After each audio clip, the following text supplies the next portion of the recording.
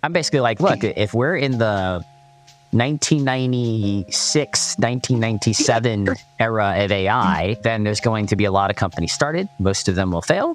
Hopefully a new distribution channel comes out for AI. And then seeing the people that figure out how to leverage that is going to be where the multi-billion dollar businesses are delivered. Hi, and welcome to the June podcast. I'm your host, Enzo, co-founder at June. In this show, I'm talking to the most inspiring product and growth leaders out there who will share their tips on how to launch and grow your SaaS. No fuss, no BS. I hope you enjoyed the show. So, hi, Casey, and welcome to the podcast. How are things? Things are good. Thanks for having me. I'm really excited to have you here. We don't have that many years of difference, but I've grown reading a lot of your content. You shared a lot on growth, on product, on SaaS, on marketplace, on PMF, all these concepts that I'm sure some people have heard of. And so today, we're going to try to push some of these topics a little bit further and see, some of the hot topics maybe right now in tech. A short introduction about you. For those who live in a cave. You worked on scaling multiple startups to large technology companies as an employee and an advisor. You were the CPO at Eventbrite, where you led the PM, the product, the design, the research, the growth, marketing teams. Prior, you started the marketing team at Greylock that you scaled from 3 cities to 7+ cities, from 1 million Series A to an IPO and a 7 billion plus exit. You also worked at Pinterest, where you led the growth product team. But that's not it. You advised a lot of startups. You worked for a lot of other really cool companies. And you're also a partner at Reforge, which I'm sure people have heard of. So, Casey, again, a pleasure to have you. Yeah, likewise. Let's dive a little bit into what I think is probably one of the core, skills you have, which is product. You wrote this amazing article called Product Work Beyond PMF, where you categorize features into 4 buckets. And these buckets are the feature work, the growth work, the scaling work, and what you call the PMF expansion. We can touch a little bit on what they mean, or I'll just point to the article for people, but it's basically just a very natural way for a startup to categorize features to make sure they focus on the right things. And I don't think I've seen you talk about pre-PMF much, so I wanted to dive into that a little bit. What do you advise startups to do when they're pre-PMF in terms of product roadmap? How do you suggest them to organize the work? The reason we wrote that post is because when you find product market fit, your priorities change a lot. So I have written some stuff in the past about different approaches to product market fit and then how to measure if you've actually achieved that, which we can link in the show notes or something. Essentially, there are 2 main philosophies on how to build toward product market fit. There's the Eric Ries model, lean startup. He's written a book about that. And then there's something that, for maybe lack of a better named framework, I would call the Keith Rabois model. And they're pretty much polar opposites on how they tell you to build something that will find product market fit. Eric will tell you to get to the market quickly with something and get feedback. And, Keith will tell you to not release anything until your vision is achieved. One is, Keith's about having a really strong product vision and seeing what market adopts it. And, Eric Ries' model is more about, getting data from the market to help you find your product ideas. The Eric Ries model is very iterative, and the Keith model is no, go build to your vision and then go get it out there and market the hell out of it, essentially. I naturally fit a little bit in between those two in terms of my philosophy and how I, advise companies I invest in or whatnot, which is, I think strong vision's really important. Being flexible on the details is also really important.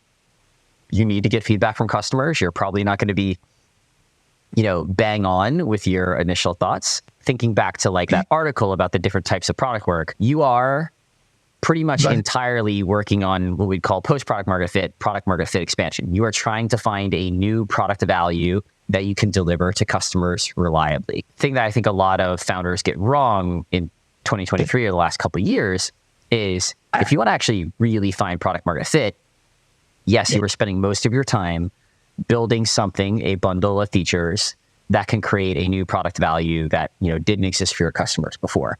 But if you actually wanted to work scalably, you need to be building growth thinking into that initial product value hypothesis. So what does that mean?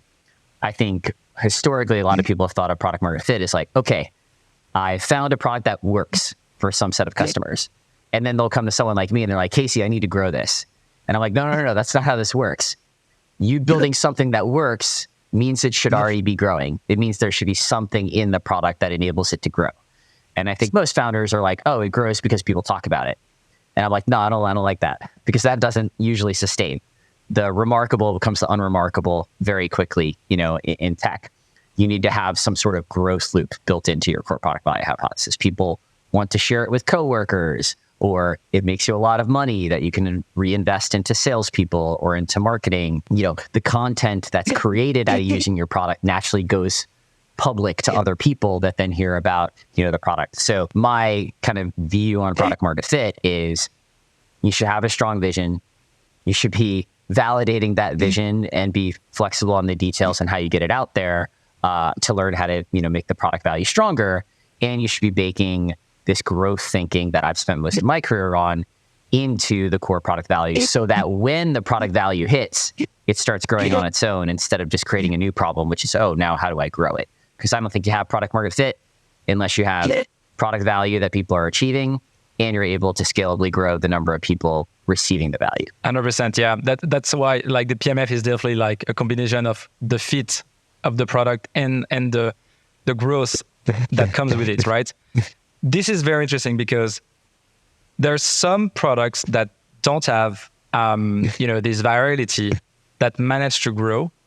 So one product that comes to my mind is Linear.app. I'm sure you're familiar with the ticketing app, right? Yes.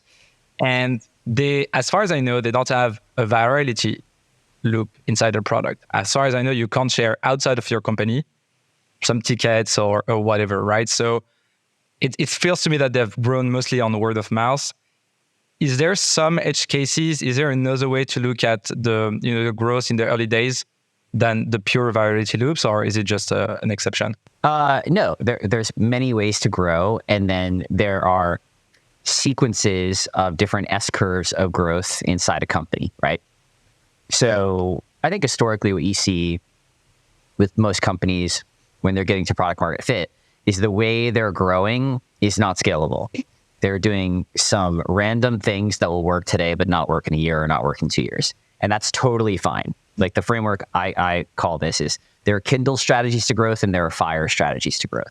And the Kindle strategies is whatever gets me the next couple hundred users that I can, validate my product changes with. You should be using those type of strategies to sequence to something more scalable and sustainable.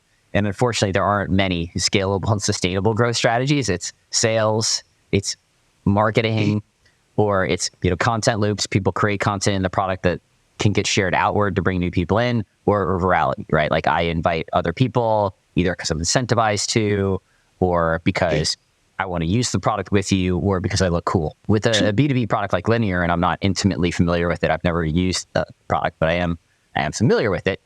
Early on, employees of that company have a large network of people that they could just tell to try it. And that is a Kindle strategy. It's not going to work 5 years later, but, given the years of experience at that company, you can get 100 plus companies trying it, right? And then they do have virality inside those companies. If you start using it on the platform team, and then you ask, some feature team to go to Linear to, add a ticket for some change to the identity flow, then they get familiar with Linear, they may adopt it, right? And this was certainly how Asana grew initially, which we used at Pinterest when I joined, right? It's just like, okay, well, this team's using Asana. This seems pretty lightweight. I can just write, a task in Asana and then they'll go do it. Awesome. Maybe I should try this, on my team. When you look at how Linear might continue to grow as they scale, they are either going to follow a classic PLG growth playbook where it's easy to get started. It's easy to get for one person to bring it inside a team and then to grow within a team. And then what's the way that you get that one person? Well, right now it's probably word of mouth. That will probably flatten as part of the S-curve. And then they will either be doing performance marketing, or they will have public Linear boards which is what Trello did. If you didn't pay, your boards were default public, and those became SEO fodder, and that's how they got a bunch of new users. Or they will start building top-down sales. The playbook will get a little bit more normalized the bigger the company gets, and I doubt we'll see Linear invent some totally new way to grow as they try to scale up that company. But it'll be interesting for us to watch, right? They're definitely doing some things differently. But what I want to make clear is if the market is here in terms of the value expected in like task management, ticketing, whatever, and you build a product that for a certain subset of customers is here, that alone will work for quite a while, right? The challenge is it's very hard to maintain a large delta between what the market expects and what you deliver, because expectations reset, and as expectations reset, word of mouth tends to go down because you're just not as remarkable. You know, it's like we all talked about Uber, you know, when it launched, and now it's like, oh yeah, it's just normal. That's how it's our, why would I talk about it? It's what everyone does, right? So there's opportunity to do that in so many different areas of how we build products internally. And certainly for a subset of the market, Linear feels so much better than Jira or Asana or whatever people are using. And that can work for quite a while. It's just probably not going to work 10 years from now. That makes sense. I think you step back a lot more than I do on this one. You have you've seen the hyperscale stories, and I'm still in the early days. And so it feels like a Series B or Series C company is doing decent, but there's just a lot still to go. Yeah, they got a long road ahead of them. It'll be fun to watch. You touched on a couple of already conception or misconception of growth at a startup. So one of the things you touch on is it needs to be baked in the early product and the early craft of the product. What are others mistakes or misconception you see among the startups you've worked at or you advise on growing and scaling, basically? A common one is the what got you here won't get you there problem with scaling the company. Most people will get to product market fit by trying a lot of different product ideas, building a lot of different things, and then some combination of those will hit and create, the conditions for product market fit. But when you get to product market fit, you really shouldn't be building totally new things on top of that initial product for many years. You should be trying to maximize the number of people that are getting value out of that current value prop and strengthening the value prop, right? Iterating on it to make it even stronger, make it work for slightly different audiences. But you shouldn't be trying to create, totally new product value. So the issue with that is you're basically asking founders, hey, that thing that you got good at, don't do that anymore. That's not what founders want to do. They're like, hey, I just, had this playbook for finding something that people found value in. I want to replicate it again and again and again, right? And build all these things. And it's like, no, it's really hard to find one of those things that work. Now that you found something that works, you finished the hardest part. Now we need to see how many people we can get to use it. And that isn't just thinking about acquisition, of course. It's thinking about when people come in, what are the things that are preventing them from seeing the value that's there and activating and retaining at a really, high rate, right? And a lot of the work becomes that. The other component is how you run the company becomes a lot different, because when you're going through the product market fit exercise, everything should be running through the founders. You're basically making every decision because it's your company. You're trying to figure out what product you want to be building for the next 10 years. But when you find product market fit, you hire more people. There's more things, to work on. And there's this Goldilocks zone between trying to control everything, which you should start to not try to do, because if you try to control everything, the founders are bottlenecks to growth of the company. But also, if you're giving autonomy to every new person who comes in, they don't understand the business yet, and they'll make poor decisions. So you're trying to move from having complete control prior to product market fit to being in this middle zone of, okay, I can't make every decision, otherwise we'll move too slow. But I also can't just hire people and say, hey, they've got it, because they didn't just spend usually multiple years understanding the customer base enough to find something that actually works. So you have to try to stay in the middle of this Goldilocks zone of not giving too much autonomy, but not being too controlling, and starting to sense when these people you've brought on into different functions, it could be sales, it could be product, it could be marketing, when they sort of get it enough to take on more autonomy. Because at some point, founder intuition will be worse than employee expertise, but it never is like the first year after product market fit. because the founders have been thinking about this problem for so long. They brought in a bunch of fresh blood, and they may know how to do sales better or know how to do marketing better. They don't know your customer better. They don't know your product better. And it's going to be a long time before they do. But there might be some component of the business that within 6 months they have learned better. And at that point, you want to be like, okay, cool, Enzo, like this is on you now, because I've seen enough to know that you'll make better decisions than I will, and you'll be able to move faster than if you have to go everything through. So that's another one you see. And then the other is around this concept of the types of product work, right? So we already talked about, hey, you're doing all this work trying to create new value prior to product market fit. When you find product market fit, set aside the work on creating new product value. That's not important anymore, because now you have a bunch of people that you need to introduce the value you're confident you've created, which is, typically we think of the growth work, but then there's also the work around technical scaling. You generally do not think about technical scaling to get to product market fit, because you're not even sure you're going to like keep this code long term. Like if the product values are working, of course, you'll just delete it. But once you verify this is working, you need to be balancing, when do I take on tech debt to learn faster and deliver value to customers faster? And when do I pay some tech debt down once I've proved out the value of that code so that I can continue to build in a scalable way? I tend to think of it as every technical decision is a trade-off between growth versus scalability. And if you choose growth every time, you will grow faster, and then you will cap hard because you just can't build anything new like 7 years into the company. Everything takes like 6 months to build.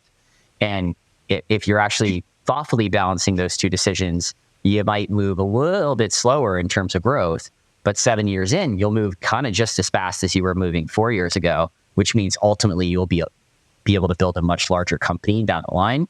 And so that trade-off, which is never a trade-off pre-product market fit, becomes like a discussion point for every team, every sprint. And that's sort of what I advise companies on, is like build the habit of asking those questions every time, and build some sort of process to say like, oh, this tells me I need to worry about scale. This tells me I need to worry about growth. And that's just a new muscle for startups to build. You touch on a lot of fascinating things. I think the first one is, clearly there seems to be two speeds. One is the product. If it works, you should double down on it and wait before you build a new product. And the marketing is kind of the opposite. Like little by little, you need to let it go. And what you had before needs to change, right? So it's almost schizophrenic, right? Because across every attribute of the company, as you mentioned, the amount of control the founder needs to exert and the amount of risk the company needs to take will become different. Learning to ask those two questions proactively: how much control do I want to exert, and how much risk should I be taking on, and when should I be increasing risk versus decreasing risk, is something you're never going to get perfectly correct in building a startup. Like no one's ever done it perfectly, but just making those questions top of mind will lead you to ultimately build a better company, because you won't absolutely miss something that's going to cripple you, a few years down the line. How do you set the limits on the product side? How do you set the limits of this is the same thing versus this is not the same thing? Because, like do you use a framework? Do you use like a category? Do you use jobs to be done? Like how do you make sure that, how do you understand if what you're building is in the same space or the same thing versus not? So you're trying to talk about the difference between strengthening current product market fit versus potentially finding new product market fit? Correct. Yeah. Correct. So how do you know where's the limits? So the way, we think about it is feature development as a category of product work is about trying to deliver the same value prop in a better, more scalable way to slightly more users. It grafts on to the current product in a way that should deliver the core product value that we think the product delivers in a deeper way. And this is most of what product managers work on inside a company today. Not that it necessarily should be, but that's generally what most product managers, designers, engineers are familiar with. Whereas product market fit expansion, there's a few different types of this, and some are a lot easier than others. But there's the make it work in a different country, make it work in a different category. These are generally the easiest versions of product market fit expansion, because we're actually not changing the value prop that much usually to make it work in France or to make it work for sneakers, instead of handbags. You just have to change a couple things so that feels more like building a feature and is relatively, low risk, relatively low time commitment.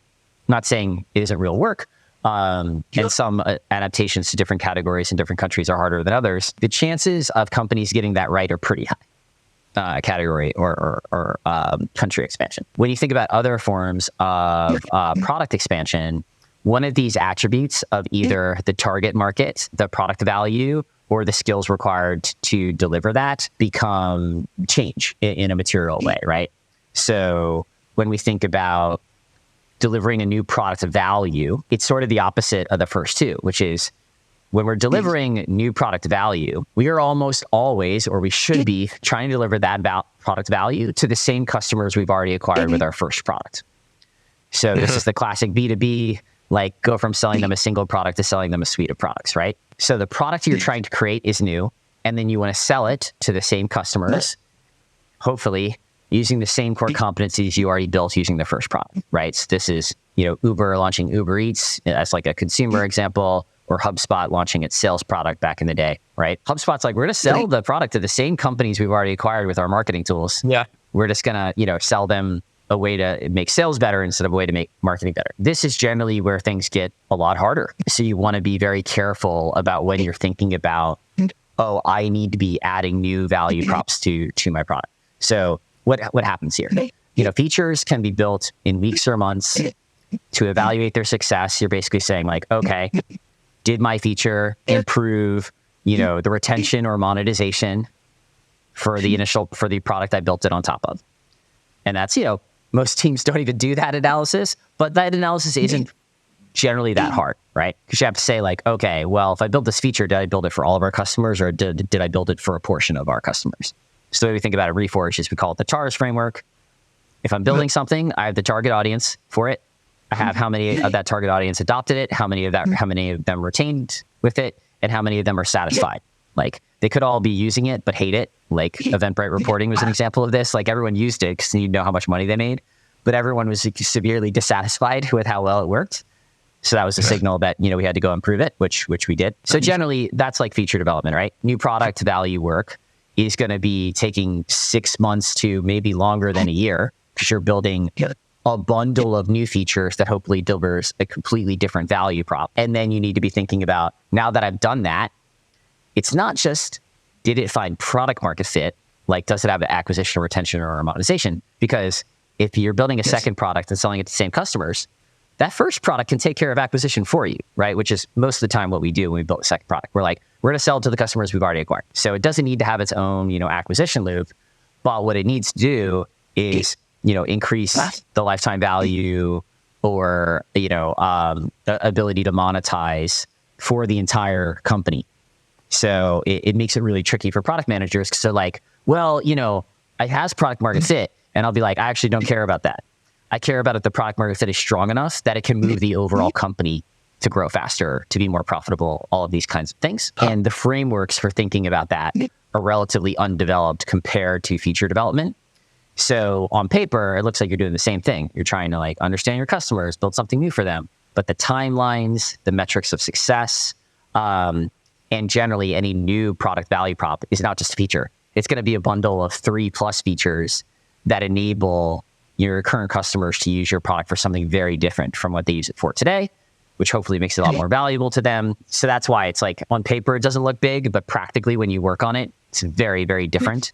And of course, the building new product value props is much harder. Yeah, it's a pretty fascinating topic. I think Brian Chesky talks about the permission to build. He said that Airbnb waited years before they launched Airbnb Experience. They had the idea, but they just waited for the permission that their customers would give them to, expand into another product. Well, I think there's a few things there. So one is Airbnb is a incredibly powerful network effects business. When you have a strong network effects business, the S-curve of growth of your initial product is a lot longer than if you do not have network effects. Them playing in a global travel market worth trillions of dollars with alternative accommodations that for a long time were better because they're in better locations and cheaper than hotels, meant that the runway to grow on the initial product market fit was incredibly long, like a decade long, basically, right?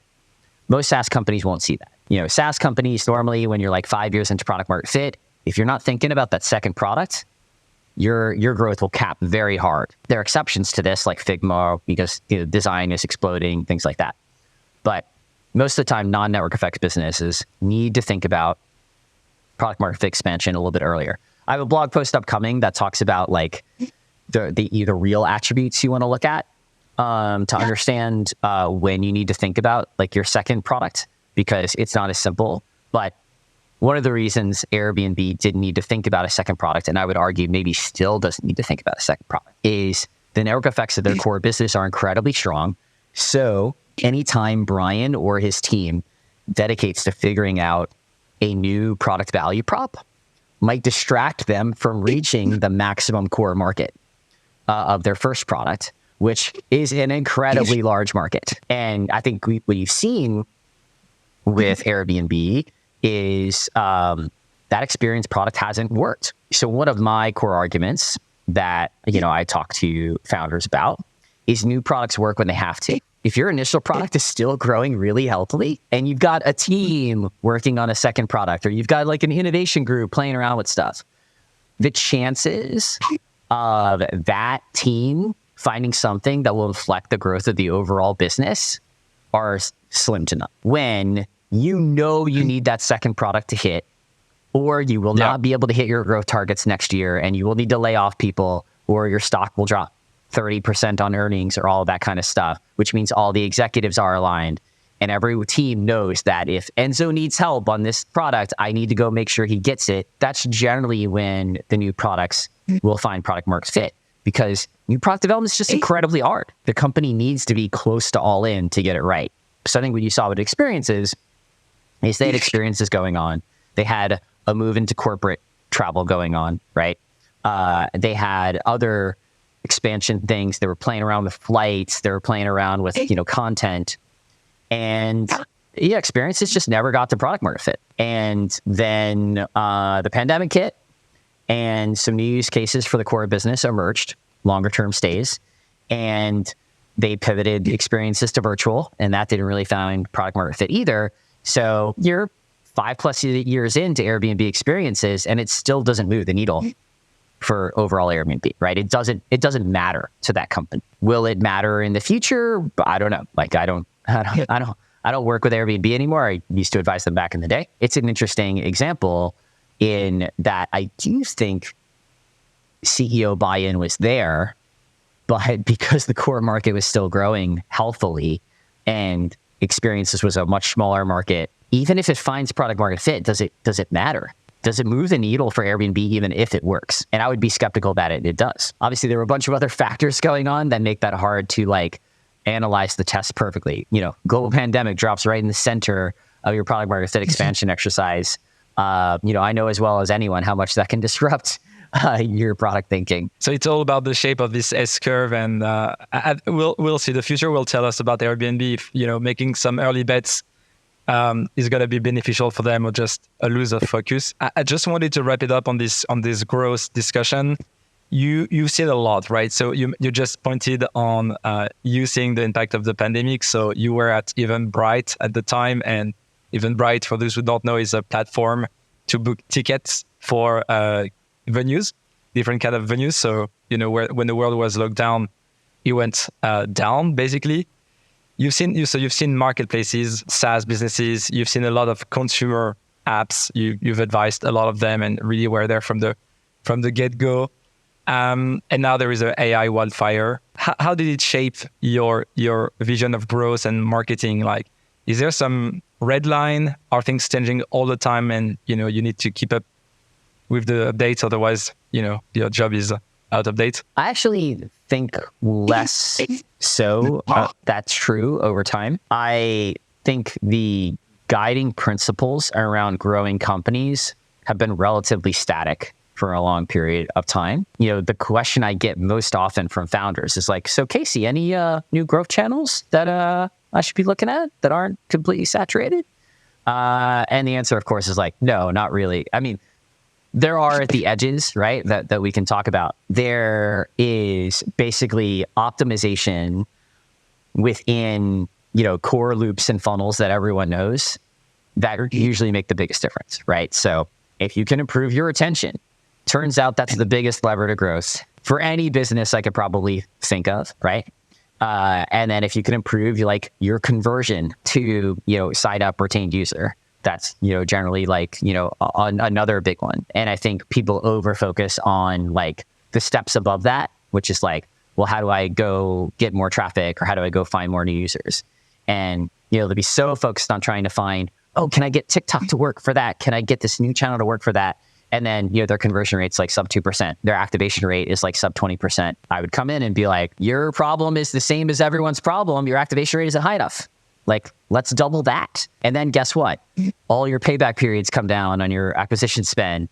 All your viral loops, have much higher K factors. All that kind of stuff just flows down. So I think the principles of growth have been relatively static. There are different optimizations that become available due to new technologies, new channels, et cetera. And those are kind of fun to geek out on as someone that spent a lot of time on growth. But, as someone that advised a lot of companies on growth, that's rarely the edge I give them. The edge I give them is prioritizing on the areas that have incredibly high leverage. So that's kind of my general advice on that sort of thing. I think for a long period of time in consumer, in SaaS, in marketplaces, there was an incredible amount of leverage of just thinking through the style of product development that we call growth product development, of okay, I'm not making the product better. I'm just thinking about how I get this product that works connected to more people in a way that they see the real value in it, which is I'm improving activation rate. I'm improving engagement of retained users, more cheaply bringing new users into the product, right? Via SEO or virality, right? Things like that. I've also gone to companies where that isn't the point of core leverage. Going to Eventbrite, I was like, wait a minute. My growth skills fundamentally do not matter right now. We do not add new products into this company. The optimizations on, a 14-year-old product are not going to be enough to grow us 40% year over year, right? Which is, of course, what the public markets want. So, as a growth-oriented product leader, first thing I started doing was let's talk about new product development. Let's talk about new product expansion, because we need it. And that will enable new growth loops and things like that. But without it, we're not going to monetize well enough. I can't rank higher than number one on SEO, which, Eventbrite was already ranking number one for a lot of queries, right? There's just limits to that. So, in trying to understand where there's leverage, yeah, sure. Most of the companies that I'll talk with, I'll find leverage in some of the core growth elements of conversion or activation or deepening engagement. Is not about finding a new acquisition channel. And then sometimes it's yeah, let's jam on acquisition channels. Or sometimes it's none of that matters. The product market fit needs to get stronger, which means we either make the product better or we need to launch new products. Do you have hard metrics where if the PMF is strong enough to optimize on the growth? Are there thresholds where you're oh, this activation is terrible, these guys absolutely need to work on it? Or is it more like an art, you feel it, you go in the business and you're guys, there's something wrong here, I think you should work on it? Yeah, so what I try to do is build what I call a growth model in my head, and it's not anything I invented, a lot of people do this. But essentially, you whiteboard the loops of the business that, hopefully compound over time. So basically, if we're thinking about standard terms of retention of new users, monetization, LTV of new users, right? Acquisition rates. None of them alone give you a perfect signal, but when you combine a few of them, so you can see. So the most common one I recommend to founders is well, let's look at your retention curves. Let's do a cohort analysis. Let's map it over time. And if that thing crosses the x-axis, well, then we got a problem. Most of the time, it's not crossing the x-axis. It is flattening somewhere. And then the question is it flattening at a high enough rate? So, founders will tell me hey, my cohort graph flattens at 15%, 20%, 25%. Is that enough? And I'll be cool. Here's how you answer that. Is the amount you're making off of that 15, 20, 25% enough for you to go acquire new users and scale that up? Or if you're not making any money, are they doing something else that allows you to scale up new users? They're inviting enough users, they're creating enough content that you can distribute to communities larger than you. One of those things has to be true, right? So it's about that relationship between how well am I retaining and how well are the retained bringing in new users for me? And all they could be doing is giving me a lot of money that I can invest in sales or marketing. That's fine, that works.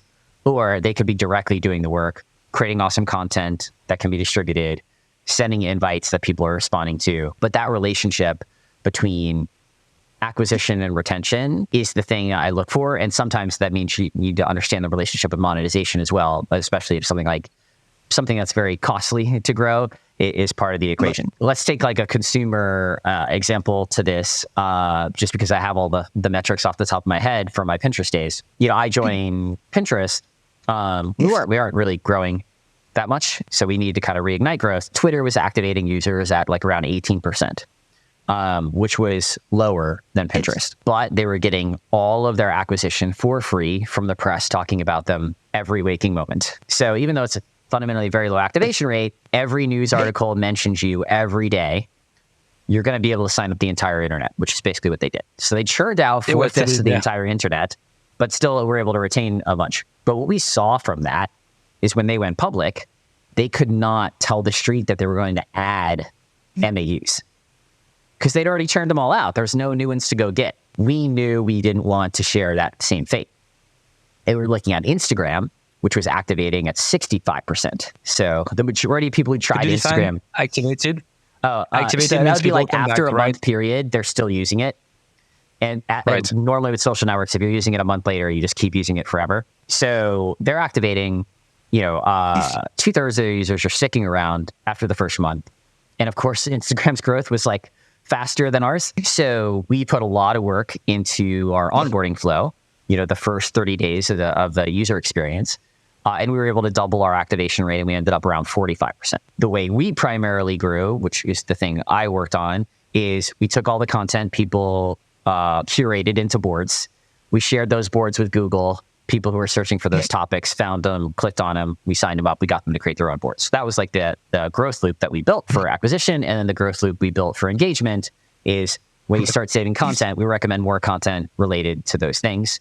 And we build, a classic personalization product. So that's like the acquisition loop and the engagement loop. As you're building those loops, like the first problem is like, oh, we're not ranking in SEO. So I came in, fixed that. And that's like, oh, we're not converting those users that well. So then we did a bunch of work. Conversion optimization, first experiment, 50% improvement. It's like, okay, we can make conversion happen from Google. We eventually like 5x'd it. Then it's like, okay, now they're converting, but they're not activating as well as the people who are coming in organically. And it's like, oh, no, duh. When people are coming in from Google with one topic, you need to like customize the onboarding flow to like solve that problem while introducing them to the deeper product. We rebuilt the onboarding flow. Over a year and a half, we doubled activation rate. So then that acquisition loop is just turning and turning and turning. It's a very fundamentally different business and valued very differently if that activation rate is 20% versus 45%, right?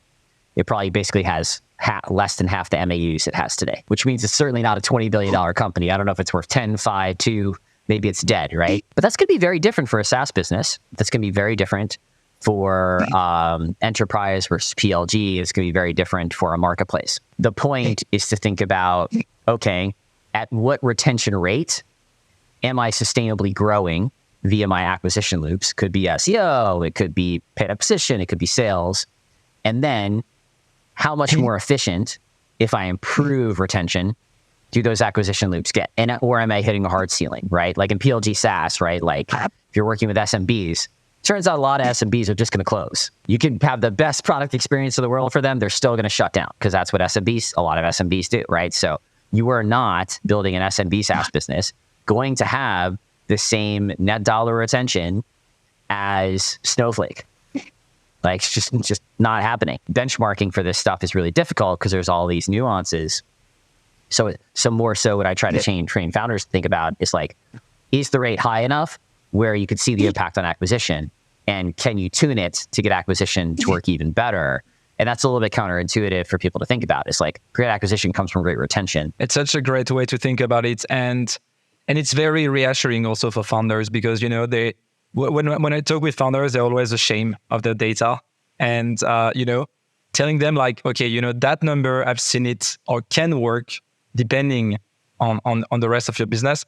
I think it's just a very nice thing for them to know. Is there a threshold, a bottom threshold, like below a number, you're like business is not going to pick up, like no matter what you do? Below 20% is usually tough. Like Twitter is a bit of an outlier there.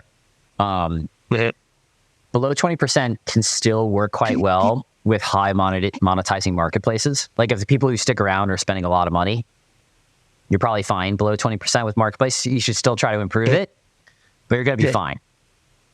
But like consumer subscription never works like at that because, you know, most people are paying $5, $10, $15, $20 a month. Like you just can't, you need retention to get very, like if you look at Amazon Prime or Spotify or Netflix, the retention numbers are quite high, right? Crazy, Because that's the only way the business works. Generally, when I look at something and it's like 20, 25%, I'm like, your product market fit's kind of weak.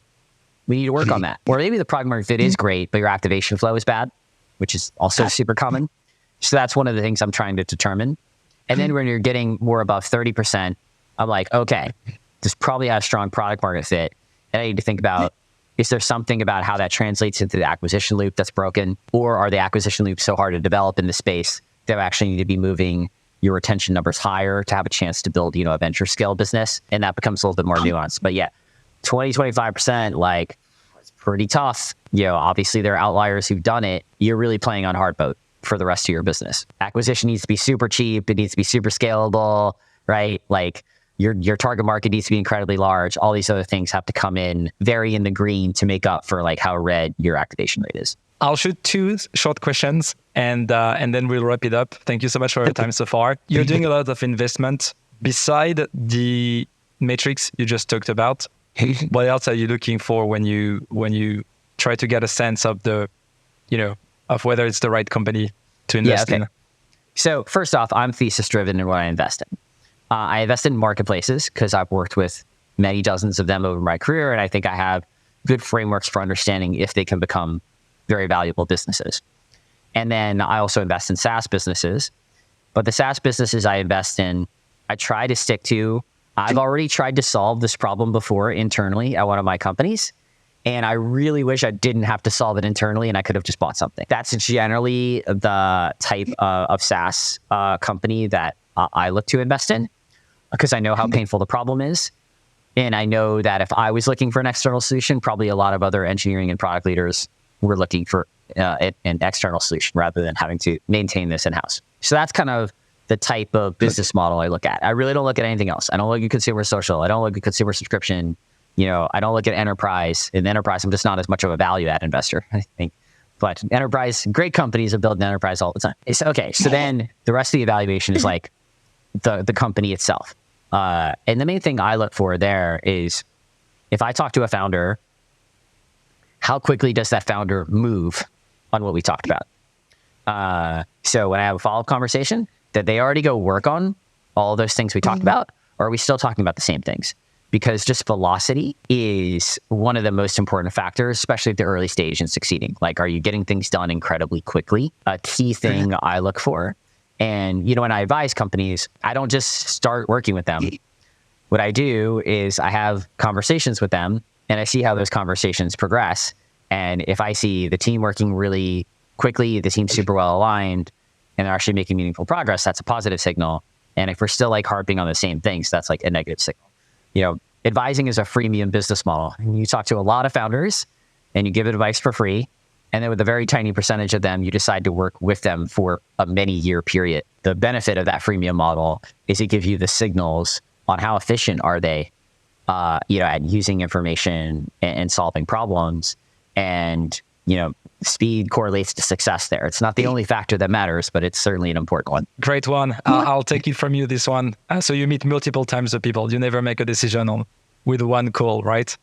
Yeah, that's usually the play. Yeah. And I love, as a last question, I'd love to open up a little bit on the future and future technologies that, you know, excite you at the moment. There were recent announcements with OpenAI this week, with, you know, building your own GPTs. That's one. But there is just much more. Anything you're very bullish on? You think that will have a drastic impact, maybe on your job, on the SaaS and marketplaces, or just the tech world in general? Yeah, I know it's kind of boring to say that you're bullish on AI, but I certainly am. But, you know, as primarily a post-product market fit operator, what I don't like invest a lot in AI. So I'm really excited about the technology. I'm really excited about the new capabilities it will enable, you know, all of us. But I've gone through the internet, platform shift and the mobile platform shift. I know it takes time. People started getting on the internet in 94. Google didn't come out until 2008. Of the companies that were built between, 1994 and 2001, very few of them made it. And those of them that made it usually figured out how to crack Google as a distribution engine. And then same thing happened with mobile, right? Like the App Store came out in 2008. Facebook mobile ads came out in 2012. A lot of those early apps that like had word of mouth or whatever between 2008 and 2012, they didn't last. It was the people that figured out how to either use their current distribution, like the incumbents on mobile effectively, like Facebook, or people that learned how to figure out Facebook mobile ads, because that was the distribution channel that allowed you to grow on mobile. So, AI is early enough that we don't have a new distribution channel. We might never. OpenAI announced kind of almost an app store approach. But like, I was there when the App Store launched. We launched the first food delivery app at Grubhub. Like, it was one of the early apps. We didn't get any distribution help from Apple. Like, we had to go figure out our own distribution to get people to download the app, right? So that's probably what happens with OpenAI, right? Like, sure, you can build an app, with OpenAI, but OpenAI is not going to help me grow it. So I still fundamentally am left. Actually. Yeah. They might copy. I checked they today. Might copy it I think and actually make it harder. It might just kill my business. But Apple didn't do that very much, right? They only updated their apps once a year. So even if they had a note-taking app, Evernote would still grow faster. Or even if they had a music app, Spotify would still grow faster, because they just were iterating so much more quickly. They've gotten better at this, but it took them like a decade. I'm basically like, look, if we're in the 1996, 1997 era of AI, then there's going to be a lot of companies started. Most of them will fail. Hopefully a new distribution channel comes out for AI. And then seeing the people that figure out how to leverage that is going to be where the multi-billion dollar businesses are delivered. So I'm kind of super excited about what I'm seeing.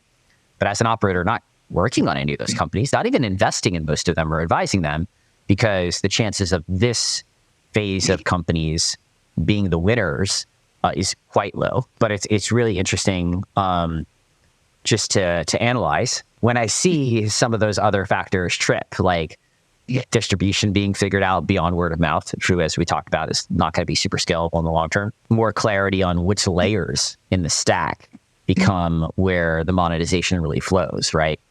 Is it the OpenAI layer? Is it just, who owns the infrastructure, Microsoft and Google? Is it the people who are getting proprietary data of customers? Is it the people who are building the coolest consumer applications? It's just too early to know. Everyone's got hypotheses, but no one's smart enough to prove their hypothesis. So those are some of the core things I'm excited about. But I'm, kind of watching cautiously because I know, there's just so much more time that needs to occur before we can confidently place bets. So as a consumer, I'm really excited. As an investor, advisor, operator, I'm like, yeah, I'll see you guys in 3 years when it all shakes out. I feel that. I feel you on this one. Thank you so much, Casey. It was a great discussion. Yeah, thanks so much for having me. If people want to follow you, you're producing a lot of platforms. Where should they go? Blogging for 12 years, but somewhat inconsistently. And my blog is caseyaccidental.com. And you can find me on Twitter at OneCaseman. I'm mostly a Twitter browser versus Twitter, writer. And you can find me on LinkedIn as well. Lovely. I'll make sure I point to it. And anyone who has been writing and listening, 12 years of writing is not being a content creator. Well, when you write four times a year instead of post on LinkedIn every day, like all these people do now, it's a little bit of a different vibe. I'm just trying to set expectations correctly. Yeah, you're right. Thank you. I'll make sure I link to Casey, your own blog. I can't pronounce it. Thank you so much, Casey. Have a good one. Thank you. Thank you for listening to the June podcast. If you enjoyed this episode, please leave us a 5-star rating and subscribe. This episode is powered by June. For a better way to do product analytics, visit june.so.